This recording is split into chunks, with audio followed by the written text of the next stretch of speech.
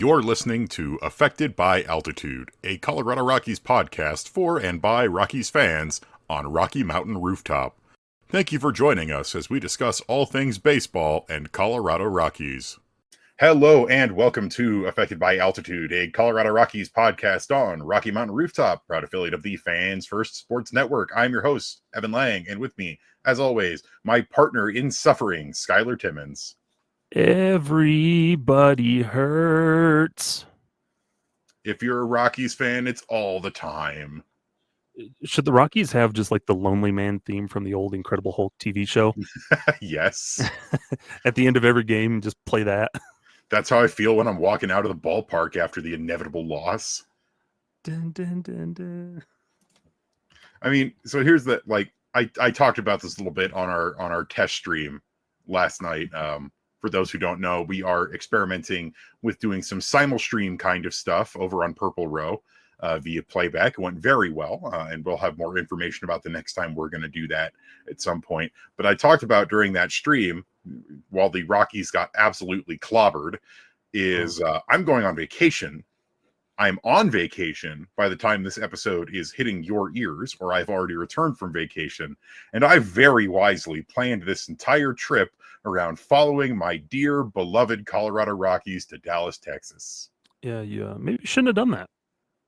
To be fair, I booked this trip before the season when the schedule first came out for 2025. I knew the Rockies were not going to be good. I had no idea they were going to be this bad. And that's what we're going to start off with talking about today, is just how awful the Colorado Rockies are. And they are. They're truly terrible. So terrible that we had to take a rare week off just because we just wanted to recharge and not talk about this team for 1 week. Yeah, we talked about it, and we had some other stuff going on as well, but we discussed it, and it's just like, I need a break. I can't talk about this team for an hour and a half into a microphone this week. Yeah, because a lot of it's like, it's just the same talking points every week. You can only talk about them being terrible so often. The pitching's bad. The hitting's bad. The defense is bad. Everything is bad. And I need to find it because there's a really good quote from Patrick Saunders that he put out in one of his mailbags a couple weeks ago, that it's like, it's a grind. And when the team is bad, it's even more so. Mm-hmm. Yeah, it's one thing.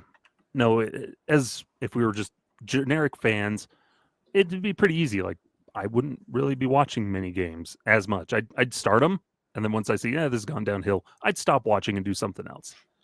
Yeah. Last night, of all the nights to do a test live stream of a game, we picked the worst loss of the season, 21-0 against the Padres. And I'm stuck there having to sit and watch them for the entirety of that game. A lot of it, and having to write about them and have to follow them and talk about them. It's a grind. Yeah. I've already voiced, it's like, it's getting tiring that week after week, every article that I put out is extremely negative. And I think the article that I'm putting out, the column I'm putting out for today, Monday, I think is really good. Like, I'm not trying to overly praise myself here, but I think it's some of my best work in recent days. And it's also probably some of my harshest. And it gets old. And I pulled up that quote from Patrick Saunders here. And he said, so he was asked by a reader, is it tough to report on a team that is this bad year in and year out? And he said, yes, for several reasons. First of all, when a team is as bad as the Rockies have been, interest and readership goes down. Secondly, most players who are already guarded when talking to the media become even more guarded. Plus, it's challenging to find players to talk to in a losing clubhouse. And third, and this is, I think, the most important point he makes, it's not nearly as much fun to write about a losing team. And that's sort of where we're at, and where we were at last week is, we understand that we have a very cool job. Like, we get to say that we write about the Colorado Rockies and about baseball professionally, that we do this show professionally for however much or however little it may pay us. It's a professional gig, and that's so cool. Like if you had told me when I was 10, Evan, you are writing about your favorite baseball team and getting paid to do it, I would be ecstatic. But when this team is as bad as it is this year, it's tough. And some of the most stalwart Rockies fans I know are saying they can't do it anymore. Yeah. And that's the juxtaposition where people will be like, oh, well, they still, props to the fans, they still show up. But most of the time, those aren't the diehard fans, the fans that are fully invested. You know, our friend Mac Wilcox, you know, he was at the ballpark on Saturday, and he was walking the concourse talking to people. And the amount of people that couldn't name a current player, they couldn't, you know, name a favorite prospect, a bunch of stuff like that. They're just there at Coors Field because it's a cool place to be. You know, it's cheap. It's a good place to come and hang out, enjoy the nice Colorado weather here in May. You know, summer's right around the corner. The environment, the vibes are immaculate. Meanwhile, the team on the field is getting bludgeoned to death by the San Diego Padres, and people do not care. Yeah. The amount of people that stayed for that game, Evan, through the entirety of it, was shocking. Like, I would have been gone once that seventh inning, maybe the top of the seventh hit, I would have been gone. It's like, I've been here enough time, long enough. I'm going home. I'm going to beat traffic. I'm tired. This is awful. And you know, I'm on the reverse side of things where I would have stayed because I've never left a ball game early unless I've absolutely had to. And I don't ever really plan on changing that. But the announced attendance for Saturday night's game, beautiful, beautiful May evening, was 38,000. Yeah. People packed into Coors Field to watch the Rockies get beat to death by the San Diego Padres.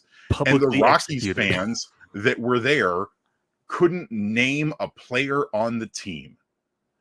Yeah. There's a list of players on the scoreboard throughout the entire game. Mm-hmm. They announced the starting lineup at the beginning of the game, and no one could name one. And that's really how the Rockies are. The Rockies are an afterthought in Denver. You know, I talk about the Rockies almost constantly, and none of my family members could probably name a current Rocky for you now that Charlie Blackmon is gone. Yeah. You know, and that's, you know, my mom is the same way. Also, happy Mother's Day to those. We're recording this on Mother's Day, but she, you know, is a casual fan, but she would know the big names. You know, she loved Trevor Story. You know, she liked, you know, Charlie Blackmon. You know, those recognizable names. But even today, every time somebody comes up, like, oh, is he new? I'm like, no, he's been there for a couple years now. It's like, oh, I don't know who he is. And even there's guys that have been there for 10 years, Evan, nearly 10 years now, since 2017. Nobody stands out with this team. It's just an afterthought, like you said. Even thinking about the stars on this team, your faces of the franchise: Ryan McMahon, Kyle Freeland, Erman, Senzi. Nobody knows them. They're stars in the sense in Super Mario where they just last for like 30 seconds. They're your playable characters. Yeah, they're your random expanse on the Mario Kart World roster that's coming out here pretty soon. They're just forgettable afterthoughts, and no, we love them. They're local cult classics, so to speak. But they're the characters that are left over after everybody else picked who they wanted to play as. Yeah, they're the, oh dang, I'm so glad Wiggler is in this game. I'm glad Petey Piranha is here in my Mario baseball game. You know, they're not Isabelle from Animal Crossing or Princess Peach or Link. Yeah. They're not some random. They're one of the leftover Koopa kids. Yeah. Well, stupid Koopa kids. And that sucks to say because, like, Skyler, I'm not going to put words in your mouth, of course, but I love Erman. I love Senzi. I love K-Free. I love Ryan McMahon. They're my boys. They're my players on my favorite team.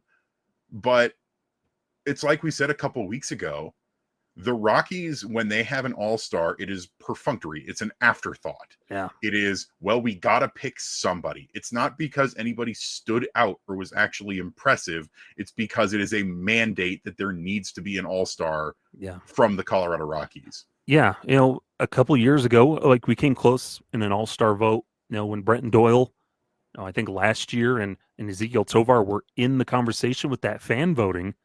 And so, like, you saw, like, okay, that general baseball world is taking note of some of these guys, but nobody has reached that star level that we had with a Tulowitzki, Charlie Blackmon and Arenado, those types of guys, like Carlos Gonzalez. The Rockies are without star power. There's local favorites, like people in Denver that, yeah, we like Ryan McMahon, but nobody. I can't think of many MLB fans that are clamoring like, oh, if we had Ryan McMahon on our team. I don't see people clamoring for that like they would maybe with like a Tulowitzki or an Arenado. And that's what always makes me laugh is that, I still see one of the most common comments about the Rockies is, oh, we'll get somebody good and then trade them away for peanuts. And it's like, one, the Rockies have failed overwhelmingly to trade people that they need to trade. I'd take And peanuts two, at this point. the returns are not going to be that good because we think of our players as good because they're our players, but the rest of the league doesn't. Yeah. The Rockies chronically overvalue their talent, both in the minors and in the majors. Yeah, and it's just they feel like a rudderless ship without a captain, without a crew. There is no stalwart person that is. No, they wanted Chris Bryant to be that guy of here's the notable superstar face. You can come to the ballpark and see him hit home runs, and it's going to be awesome. The monkey paw curls. The man can't stay on the field. Yeah, and Bryant just had a back ablation and just got moved to the 60-day IL, and he says he wants to try and come back this year, but I just don't see it happening. Yeah, because ablations are tricky. They're an incredibly common procedure and very non-invasive. And the goal when you're having a lower back ablation, like Bryant had, is to reduce pain and make it functional. But I can't see that holding up to the strenuous workload of a Major League Baseball player. And it's often, one of the last things that you try before an actual invasive, intensive surgery. And that's what I see in KB's future. And I get what he's going through, where he is trying to do literally everything else before that to try and get back onto the field. Because I do think he wants to be on the field. I think it's stupid to go, oh, he's just sitting back and collecting checks. Has he portrayed himself as sympathetically as he could have during this whole saga? No, he's had some stumbles, but to say he doesn't want to be there is, I think, silly. Mm-hmm. But at the same time, there's a reality that he needs to face of he's probably not coming back. He probably needs to get back surgery. But that's just one of the many, many problems on this team. Like, Bill Schmidt came out the other day and was like, well, we just need our guys back, as if having Ezekiel Tovar back and Chris Bryant back would magically make this team better, that would make this team not a rudderless ship, where they fired their hitting coach, but the hitting has gotten somewhat better under Clint Hurdle. We have seen some results, but at the same time, they can't hold up. Yeah. We talk about this a lot, and we can probably touch on those Bill Schmidt comments because Patrick Saunders wrote about it as well. Thomas Harding, where it's you had some of these guys on the field, and Tovar was battling through an injury, but you've had him these last couple of years as well. Chris Bryant, when he's been on the field, hasn't done anything. Yeah. No, Tyro Estrada is not going to magically make this team get them up over 500 or get them up to the 10-win mark. Like maybe they win one or two more games with those guys performing. Yeah. Maybe. The Rockies are a 6-33 team right now. Yeah. They are so far below water that there is no coming back from this. We are not even 25% of the way done with the season, and the season's over. Yeah. It's that lack of proactivity for them, where it's, we just got to play through this and get through the storm. We got to withstand the storm. And so they have all these colloquialisms, idioms, all these metaphors. No, we hope we can do better. We just have to play better. And yes, that's part of it. But what is the tangible realization of that? How do you play better? It's not just wishing in one hand and doing something in the other and seeing which one fills up first. For the Rockies, that's where they're at. It's a lot of wishing, it's a lot of hoping, and not a lot of action. And so it's just sitting. Well, Buddy's a professional. He shows up every day and he's doing it. He's a professional. Okay, but Yeah, is he that's doing to his make this team better? job. That's the bare minimum. That would be like someone coming to me as their boss and going, I want a raise. Well, why do you want a raise? Because I show up to work every day. That's the bare minimum. Yeah. And I don't think Bud Black wants to be losing. I don't think Bud Black is particularly enjoying himself this season. But at the same time, we talked about this last night. You would rather be a big league manager than not a big league manager. And that's where we're at. And with these comments from Bill Schmidt, like, I get it that he wants to stand up for his guy because this organization is very insular and loyal. And he goes, well, everybody still believes in the message and everybody is still fighting really hard. And I find that so tremendously hard to believe when the clubhouse looks as miserable as it does. They all look so defeated constantly. The first time anyone cracked a smile on Saturday night was when Jacob Stallings was on the mound pitching for 2 innings and struck out Elias Diaz.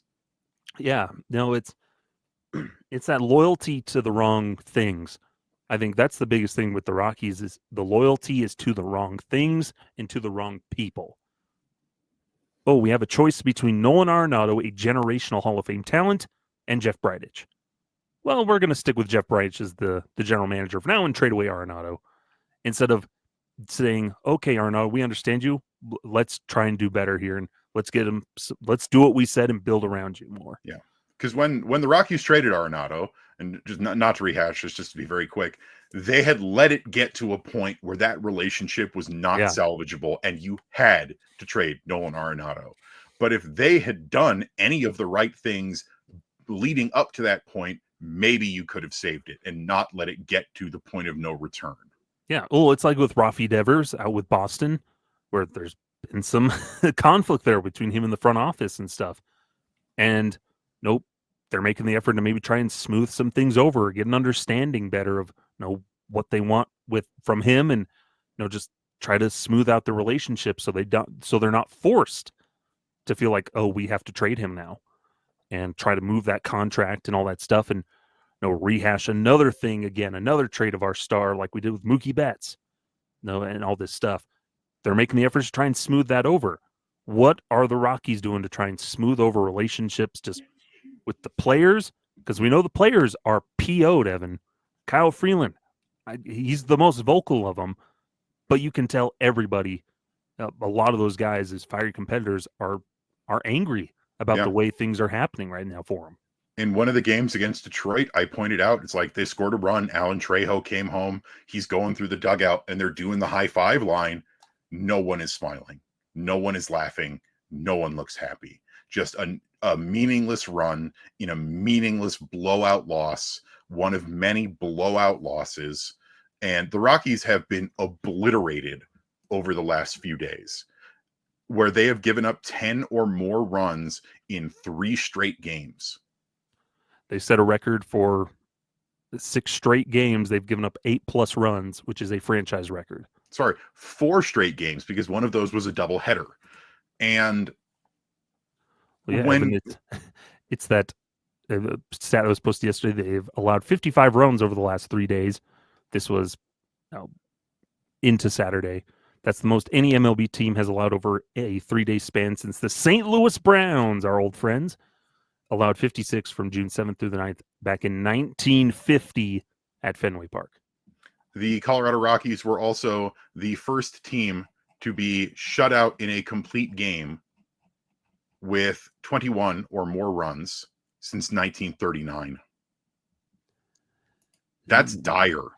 And when you've got arguably, for better or for worse and whatever, one of the faces of your franchise on the podium, on the verge of tears, begging the fans, please believe in us, please keep believing on us, and saying with his voice was literally breaking, going, the Rockies are doing everything wrong. How can I believe Bill Schmidt when he says everybody is bought in behind Bud Black? Everybody believes. Yeah. Because they clearly don't. Yeah, for sure.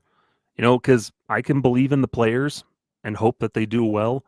I have zero confidence in anybody above the 26-man roster. The coaching staff must some of them more individual, like the fielding stuff, the sloppy defense this year. We'll probably touch on that a little bit. Not entirely like Warren Schaefer. What can he do? He's not the one out there fielding the balls. But when it comes to your manager, not really inspiring and helping lead this team, it's not effective. Your front office is not working. Nothing is working. Your ownership is not working. I have zero belief in anybody not wearing a uniform and playing innings 1 through 9. I have zero confidence in believing in anybody beyond that. And it's the lack of honesty, the lack of transparency. Like, I'm going to be honest, this is going to sound really harsh. It's a mealy-mouthed lie from Bill Schmidt. Oh, people got to play better and everyone's bought in and everyone's showing up. Don't lie to me, because we may be Rockies fans, but we're not stupid. When even Bob Nutting, the incredibly maligned, I would say hated owner of the Pittsburgh Pirates, comes out and shows more foresight in what he is saying and more honesty, you've got a problem. Because the Pirates just fired their manager a couple days ago, Derek Shelton, who's been their manager for 5.5 seasons now. And you know what he said? And he actually got in front of a reporter and did an interview about this and was honest about it, where he said it was clear to everyone, it was clear to every fan, everyone watching our games, that this first month of baseball has been incredibly frustrating, incredibly difficult, incredibly painful to watch. It was so completely clear to everyone that a change needed to be made.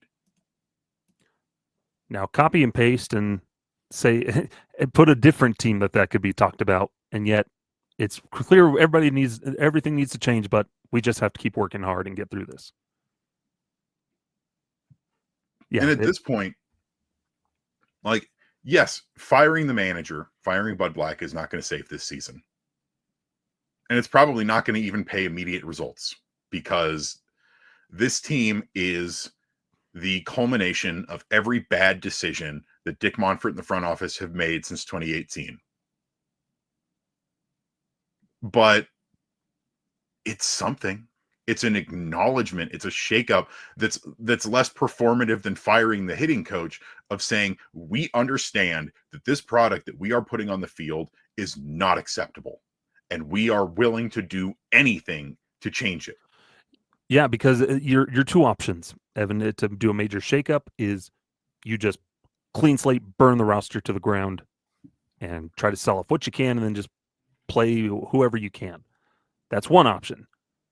That one's a little bit more painstaking because of the money involved and trying to work with other teams and bringing in players. And it's simpler and it's more straightforward to say, make a change, an organizational change with a coaching staff, a manager, a front office, plenty of options there that are a little bit more clean cut in the business world. I don't know why the Rockies and why Dick Monfort, who's hidden himself, don't know where he is. Patrick Saunders has tried to reach out to him. Can't get an interview. I had an article in the Denver Post where he mentioned that and then listed out 20 questions he would ask if he could to Dick Monfort. They're just putting their head in the sand, Evan. Yeah, that's what it feels like. My call that just went up this morning, when you're listening to this, is about how Dick Monfort is nowhere to be found. And that overall makes the Rockies look even more like a rudderless ship. When the owner of the Pirates is coming out and getting in front of the media, when the owner of the Red Sox, John Henry, is flying personally down to Kansas City to talk with his disgruntled superstar, and we don't know where Dick Monfort is and what he's doing, and if he even cares. Yeah. The Rockies can't afford to be putting their head in the sand. They need to accept reality of where they are. Yeah, they suck right now. Now, does Bill Schmidt need to go out and just start throwing everybody under the bus? No, that's not what you do in PR. But you need to be a little bit more. Don't come out with these same talking points, these PR talking points. We're working hard. Everybody shows up. They're grinding. This is a process. No, don't give me that same old sports BS press conference. No, trying to instill hope. 110%. Yeah. Tell me, yeah, we're not doing well right now. And yeah, we're going to look at some changes and try to figure our way through this. But the fact that they feel like, oh, we just our injuries and all this stuff and trying to find excuses instead of realizing we haven't done anything for the past 6-7 years. We've gotten worse. We don't do anything with free agents. Our drafting, we need to get better with that. Nothing is working. Stop trying to sweep it under the rug. Take accountability and responsibility for what this team is right now. Yeah, the well is poisoned. You Yeah. can't take the poison out of the well anymore. It's already in there. You got to build a new well. Frustrating. Yeah. The segment ran much longer, but it needed it. It's an airing of grievances where this had to be talked about. It does. It needs to be talked about. Where everything is wrong with the Colorado Rockies. Kyle Freeland is right when he says that the Rockies are doing everything wrong. Everything's wrong, and everybody knows it. The Rockies can't hide from this. As much as they want to, as much as perhaps Bill Schmidt or Dick Monfort, even Bud Black, want to hide away and shield the players up in front of them. If we just need to play better, the players aren't doing it. They can't do it. The national media is taking more attention. We are the laughing stock of Major League Baseball. We are the butt of every joke. People who don't follow the Rockies are writing, this is the worst baseball team I've ever witnessed. Yeah. That says a lot, and it's pathetic. That's what I think is especially different about this year. We are no longer like the hidden joke of baseball. We are the laughing stock of the league. People apologize to me when I say that I am a fan of the Colorado Rockies. The national media has taken notice of how poorly run, how poorly coached, how poor in general, how unhealthy this organization is. Yeah. That doesn't go away. Yeah. No, they saw the White Sox last year and said, hold my Coors. And they're making history, the likes of which we haven't seen for a long, long time. And it's not good. Yeah. And it's going to be really interesting when I am in Dallas over this week to hear what people's thoughts are, because people they come up and talk to you at the ballpark. I'm morbidly curious on what they're going to say. We are the joke of baseball. Mm-hmm. And we don't deserve, we the fans, what very few diehard fans are left, because I will tell you for free, Dick, if you're listening, there's not many left. And the few that are left are angry and tired and sad. Yeah. When my friends who have been diehard Rockies fans for almost as long as I have go, I can't do this anymore. Yeah. What are we supposed to do? You keep showing up, Evan, and you got to weather that storm. I hate that so much. Of like, oh, well, they're professionals and they show up. That's their job. They are paid. You are paid millions of dollars to show up. You are doing the bare minimum. Do better. Mm-hmm. Well, we are going to take a quick break here. And when we come back, we'll talk more Rockies baseball. So if that's your thing, stick with us. We'll be right back. Hello and welcome back to Affected by Altitude. I'm Evan. That's Skyler. We just got done talking about for, 30 minutes, the just absolutely miserable state of this organization. But there is one thing as of right now that we can say is going pretty okay for the Rockies.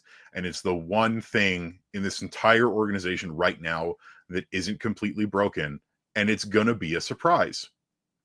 It's the bullpen. The Rockies bullpen has actually been pretty okay. They're not world beaters. They're pretty average in general combined stats when it comes to Major League Baseball. They're middle of the pack. But after year of them being one of the worst bullpens in the league, I'll take middle of the pack.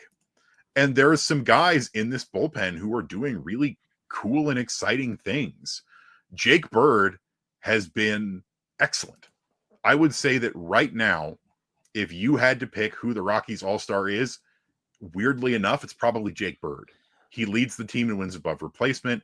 He has a 1.85 ERA in 16 appearances. He has one of the highest inning rates of usage in the league at 24 and a third innings, 33 strikeouts. He's one of the really league leaders in bullpen strikeouts.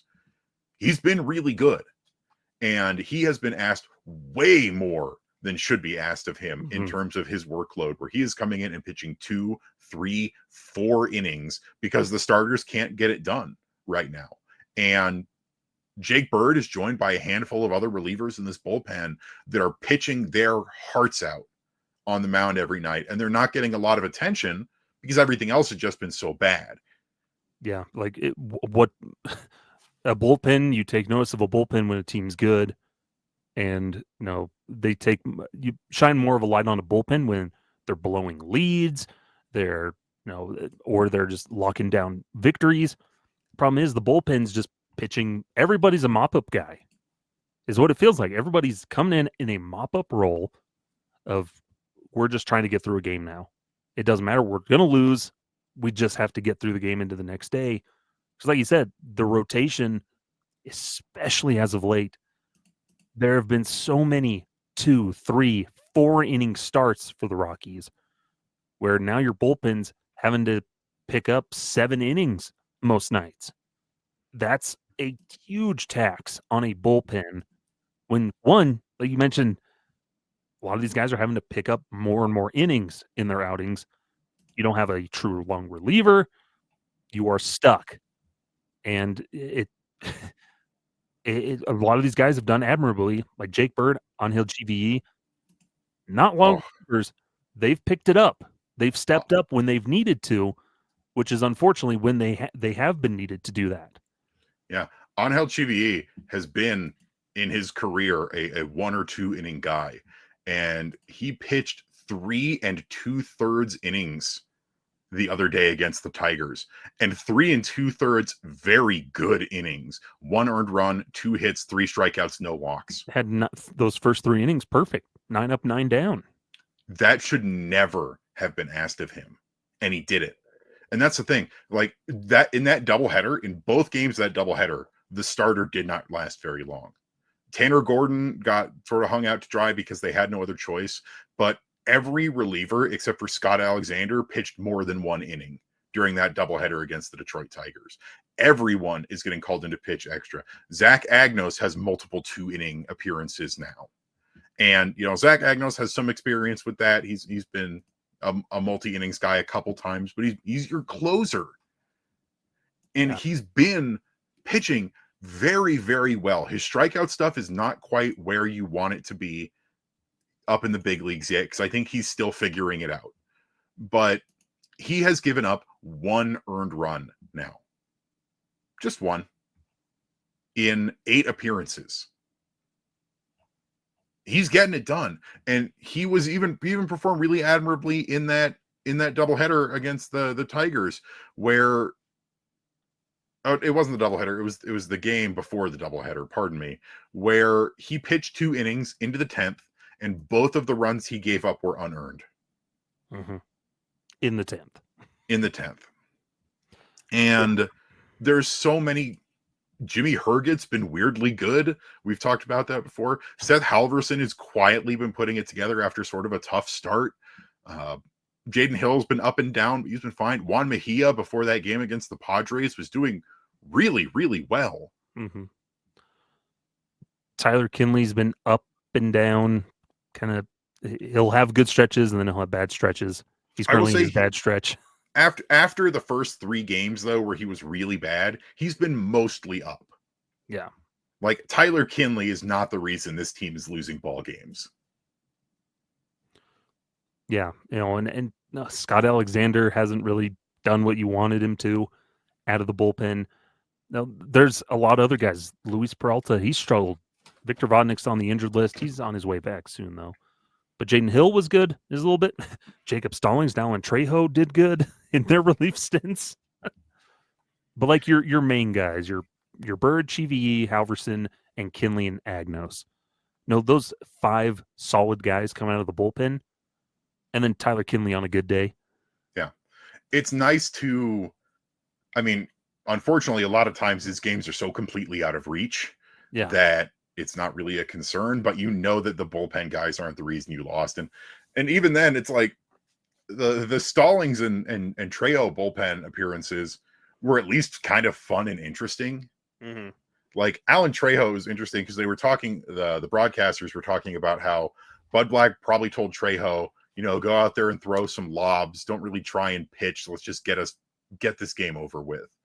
And, he did that to start. He was throwing your like 60, 50 mile per hour lobs, wasn't locating him at all, was kind of struggling. And then he would turn around, actually do like a full wind up, and he hit like 85. And actually, that's a pitch, right? That's not a throw, that's a pitch. And, he got the inning done.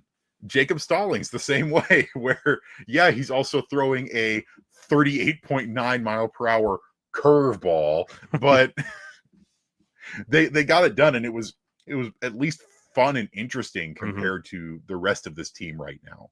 And the bullpen deserves their flowers for being probably the most watchable part of this team right now. Yeah, and that's also the hard part with the caveat of, okay, they're doing good right now, but we all know it's not sustainable because they are getting worked into the ground. Absolutely worked into the ground, and you worry about it because we saw this with Jake Bird a couple of years ago when he was used a lot. Him and Justin Lawrence were used a ton, and they struggled. They tapered off later part of the year, and then they were awful the next season. Yeah. Now, Bird's figured it out, and J-Law was figuring out with the Pirates before he went on the injured list. But yeah, and that's a darn shame because Justin Lawrence was looking legitimately really good. Yeah, and they've got a good pitching coaching staff over there in Pittsburgh. But right now, it's not sustainable to have Jake Bird and Angel Chivie be the 2 league leaders in relief innings pitched. Yeah. Like, it's not good. And part of that goes back to this starting rotation. And that's another problem with it. I think that we can kind of transition this into here for a little bit before we move on to our final segment, is that rotation. The problem is we know so much about this rotation because it's 3 of these guys have been in this rotation for a while. And so we've seen their rise and their fall.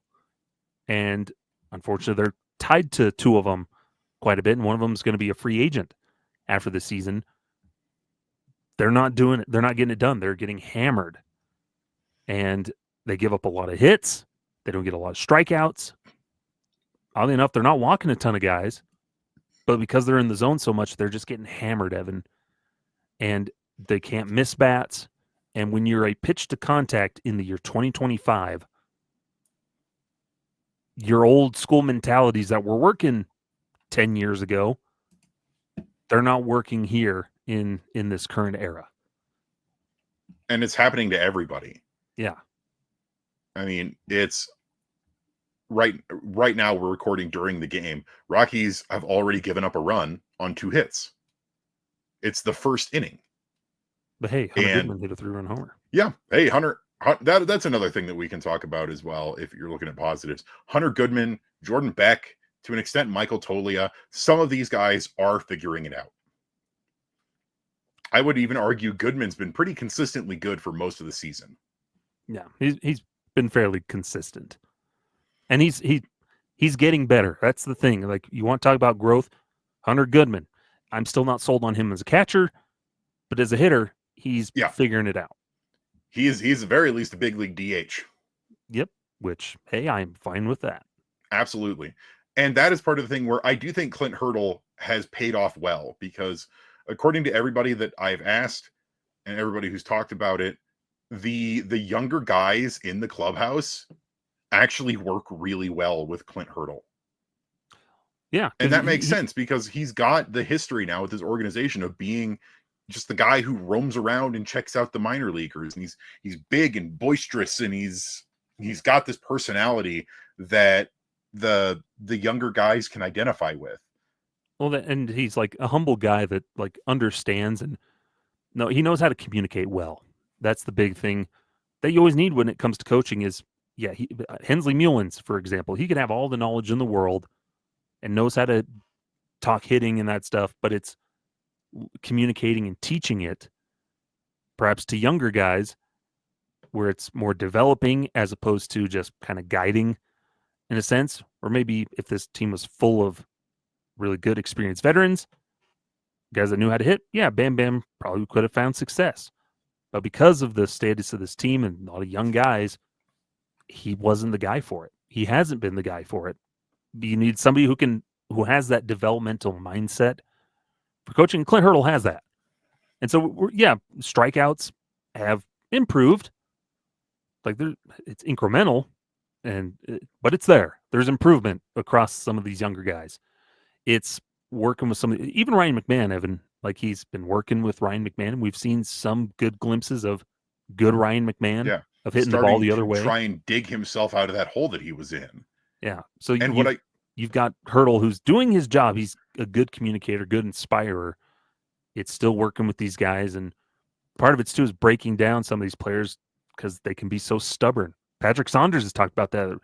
There's just a sheer amount of stubbornness where some players refuse to change anything. What I'm really curious about is, you get these guys who can identify with the younger players and are good teachers. Clint Hurdle, the known quantity in the clubhouse right now, but also talking about how good the bullpen is, especially the younger guys. I wonder about what Dustin Garneau is doing as their bullpen coach. Well, because he's worked with the game planning, so I'm sure they've had conversations. During his time doing that, minor league game coordinator, helping with the catching and working with those guys. Where it's that familiarity with the product that you have. These guys have come up through the system. That helps them. That helps a lot. And that's why I want to see this the same, as we talked about this so much, of the moves you need to make are getting younger in the coaching staff, getting more modern. Like, Bud Black, the supposed pitching whisperer, is outdated. We know that the way he looks at baseball is outdated. And you've got to think that Darryl Scott, who is his guy as the pitching coach, is very similar. Of how do you think maybe our rotation could be doing? Yeah. Especially, guys like Ryan Feltner, Chase Dolander, some of the younger guys, or even the older guys who we know are willing to tinker and try and change stuff with a more modern, more identifiable approach with better teachers of the game. Yeah.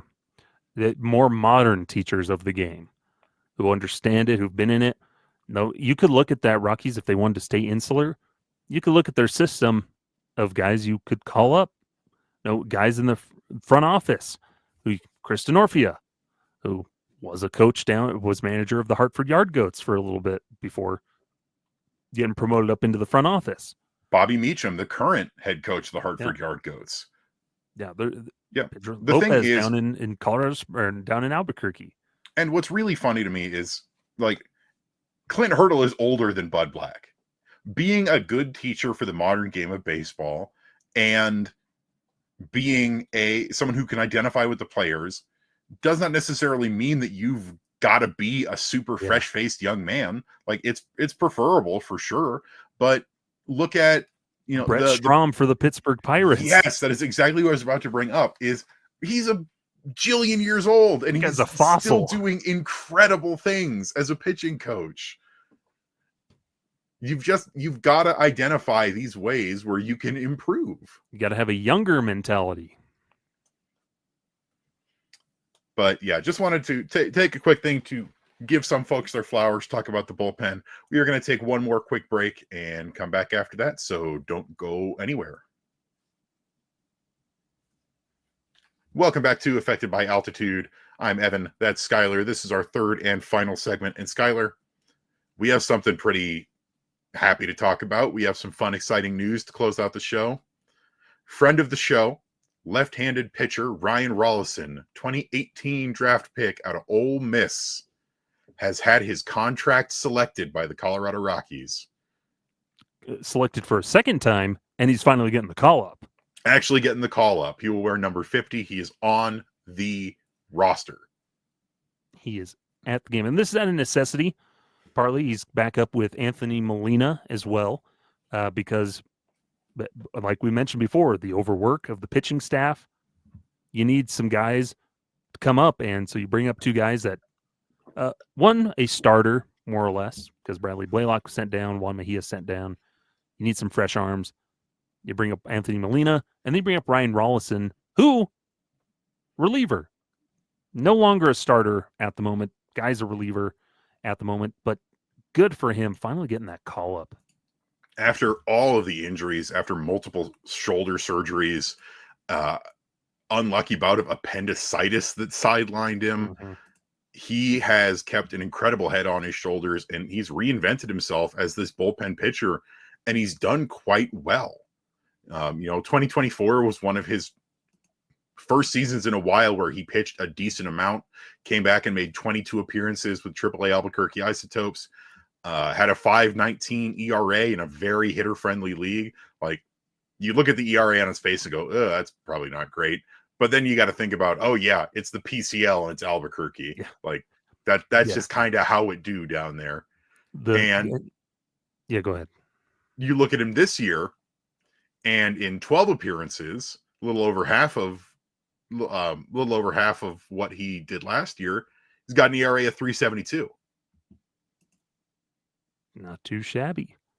Then, and looking at his relief appearances, he's kind of filling into that role where he's mostly pitched 2 innings. So he's kind of that pseudo long reliever. He's a guy you can turn to. Okay, you can give us a couple innings. And he's done well in that role this season. Just pitched last night, May 10th, threw an inning, to the scoreless inning. Got a couple of punch outs. So he'd probably be available to pitch today. Probably didn't throw too many. But he fills that role. You kind of have that starter mentality. And we talked to him. You can check it out on our Rooftop Mingle over in your favorite podcast, in our Rocky Mountain Rooftop podcast stream, or over on YouTube, Rooftop Mingle. The thing that sticks out to me, Evan, looking at his numbers, and this one's crucial, and I hope it carries over, is he's got a good strikeout ratio. This season, 23 strikeouts, 7 walks. Last season, 35 strikeouts, 15 walks across 3 levels. So he's throwing strikes. He's always done that. He's got a 63% strike percentage this season. So well over half, he throws strikes. He's around the zone. He can get swing and misses. That's good to see.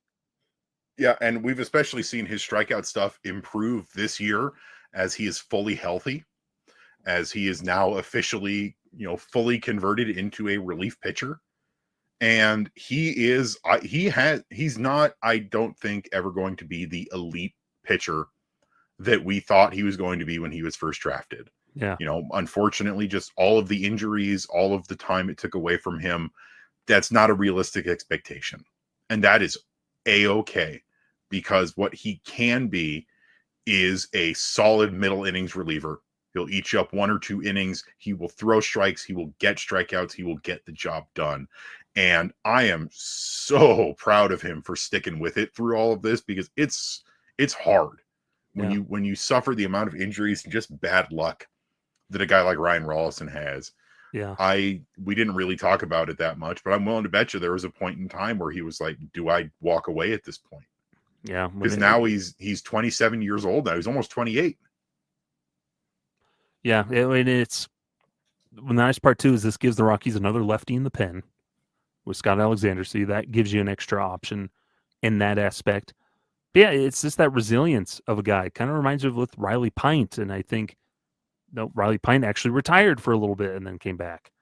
And I just hope that Bud Black shows a little more patience with Ryan Rolison than he did with Riley Pint, where, yeah, there's a strong likelihood Rolison struggles at the big league level. He doesn't have a good first outing because of everything, but then he maybe locks in as he gets more opportunities. Yeah, I just hope they show more patience with him because he deserves it. No, he's overcome all that stuff. He's worked his tail off. Remember when we talked to him, that's what stuck with me, where he's like, it's felt like people forget about you. No, forget about you as a player. And for him to get this recognition and get back on after being selected to the roster, then he got DFA'd and outrighted off the 40-man, and now he's pitched his way back on. It's awesome. It's just good to see that. You like those stories, and now you just hope he comes in when he gets an opportunity and does his thing, gets outs. Yeah. And I was always big on not Riley Pint. Well, I was big on Riley Pint too, but I was big on Ryan Rolison. And even I was like, after the most recent shoulder surgery, I'm like, I don't know if he can come back from this. It's been so many injuries. It's been so much missed time, and he did. And that's so laudable. And I'm very, very happy for him. And I just looked to see what Riley Pint was up to. And unfortunately, it looks like he is on the 60-day injured list with the Cleveland Guardians organization, which is a bummer. But for Ryan Rolison to complete his journey to the show, like, that's something you'll never take away from him. Yeah. No, good dude, good humble dude that endured all that. And he's able to just kept going. So there's some inspiration there. Yeah, something to be happy about. And that's one of the things overall this season is a lot of these big league debuts have at least been pretty fun. Zach Agnos has been a ton of fun to watch. Juan Mejia has been overall pretty good, I think. Amador is back, and he's starting to find his groove, though, of course, now that I say it, he's not playing today, but it's also getaway day today, and he's actually played a decent amount over the last couple days. It's also the clock is ticking, Evan. His replacements are coming back. That's true. And that's the one last thing we can talk about. Ezekiel Tovar, Tyler Freeman, and Aaron Schunk all on rehab assignment with the AAA Albuquerque Isotopes. Hopefully coming back soon, though I've said it again, I do not think they should be rushing Tovar. He is apparently still dealing with some pain when he runs, and so it is very strange to me that they're putting him on a rehab assignment, but we'll see how it goes. I mean, maybe that is outdated information, and I'd be happy to have all these guys come back. If I'm being honest, I would probably option Tyler Freeman rather than bring him straight back.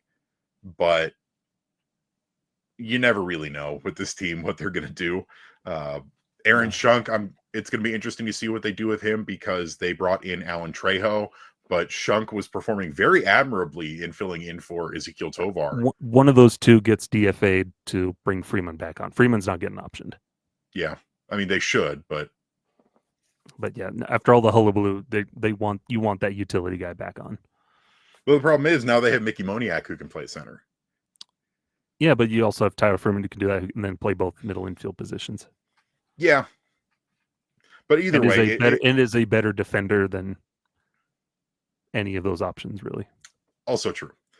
But it is nice to see guys starting to get healthy because, while we already said guys getting healthy is not going to fix this team. Yeah. It's, you don't want people to be hurt. You don't want to see people be injured and missing out on the season. It's just one of those weird things. And, there's been some frustrating stuff with Alan Trejo, but overall he's been fine. He's been a perfectly cromulent fill-in. He's hitting decent. He's hitting okay. He's fielding okay, though he's made some frustrating mistakes a couple times. He is not the reason we're losing ball games. There's a reason Trejo has never been a starting infielder. And there was a reason why he was still in AAA Round Rock and why he was available for cash considerations. Yep. And I say this as a guy who likes Alan Trejo, who defends Alan Trejo a lot.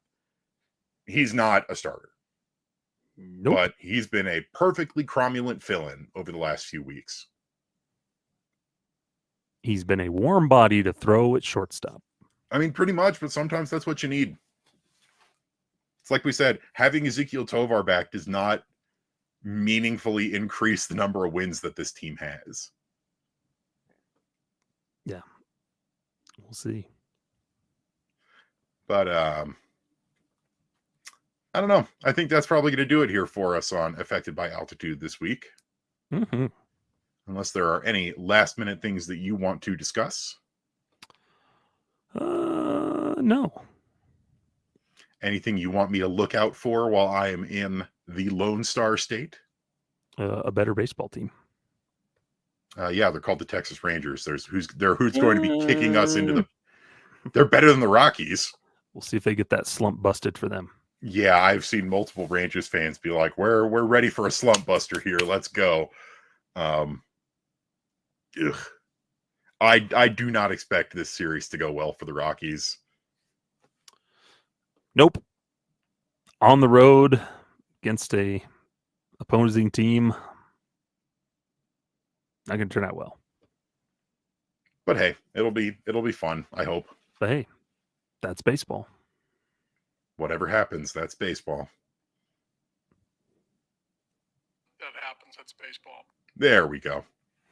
But thank you so much for tuning in here on this episode of Affected by Altitude. Remember that you can find Rocky Mountain Rooftop on all of your favorite podcasting platforms of choice, be that Apple Podcasts, Google Podcasts, Spotify, iHeartRadio, and the like. You can also find the video version of the podcast on our YouTube channel.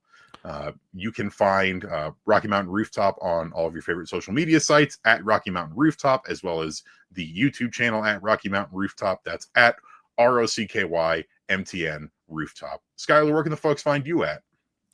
Find me over on Twitter at Skyler Timmons or on Blue Sky at stimmons13.bsky.social. Then writing stuff over at Purple Row on Wednesday Rock Piles, as well as stuff, usually a lot more game recaps, and an idea when I have one over on fansfirstsports.com. Also, stay tuned this week. We have another rooftop mingle with returning player guest, Jared Thomas with the Spokane Indians. Friend of the show. Yes, he is my friend now. We're having soft tacos later. Also, Evan, I don't think Google Podcasts exists anymore. I think it's just YouTube Podcasts nowadays. Does it? Yeah, I think Google Podcasts is gone the way of the dodo.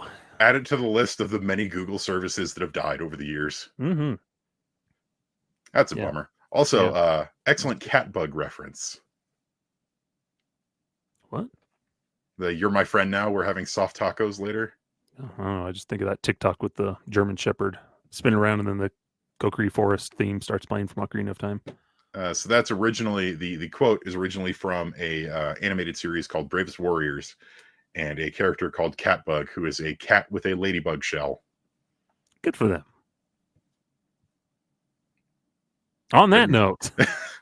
Yeah, you can find me on Blue Sky at evanlang27.bsky.social. I would love to hear from you. Also find me over on purplerow.com, writing the Monday Rock Piles and your weekly Pebble Reports on Tuesday or Wednesday. Got some good stuff for you. Hopefully we'll have some interesting things when I come back from vacation, but my experiences in the Lone Star State as a Rockies fan. So look forward to that. And as always, we thank you so much for listening. We know that the Rockies are a tough watch. And sometimes one of the last things you want to do is pile onto that by listening to or reading materials about a team that is that bad. But we are very appreciative that you stick by us. Yeah, and stay on the lookout since we're Purple Row adjacent. Since both of us are over at Purple Row, look for us. We're doing more of those playback TV streams here in the near future. Watch-alongs for the games. We suffered through that 21-0 loss, and it was pretty fun. Yeah, I would have rather suffered through it with y'all than have done it alone. Yeah, so be on the lookout from Purple Row. I'm sure we'll repost those as well from the Affected by or the Rocky Mountain Rooftop account and all that good stuff. But yeah. Absolutely. All righty. Well, that's going to do it here for us today. Skyler, why don't you hit him with it, and we will mosey on out of here. Fare thee well. Yeehaw. This has been Affected by Altitude, a Colorado Rockies podcast with Rocky Mountain Rooftop, a proud affiliate of the Fans First Sports Network. Catch new episodes every Monday on wherever you get your favorite podcasts. Be sure to follow us on YouTube as well for video versions of the show.